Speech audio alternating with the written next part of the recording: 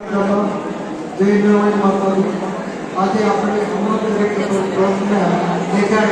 ભારતીય આશ્રમમાં એક મોટું પસંદગી મેળાનું આયોજન તેની દ્વારા કરવામાં આવ્યું.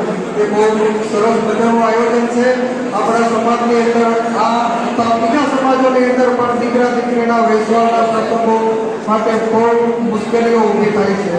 તો જેમ બાપુએ વાત કરી કે વિધર્મીઓની અંદર જતી રહે છે દીકરીઓ, તો એ આપણા સમાજની અંદર જો દીકરી જાય તો થોડું ઘણું એડજસ્ટમેન્ટ કરે, દીકરા દીકરી બે એડજસ્ટમેન્ટ કરી અને આપણા સમાજના જનરેશન વધારીએ તો ઘણું સારું કહેવાય.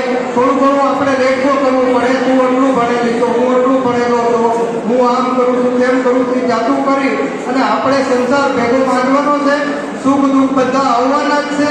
બંનેની અંદર એના બીજાએ ખભે ખભા મિલાવી અને કાયમ દુખાઈ નથી રહેતું, કાયમ સુખાઈ નથી રહેતું.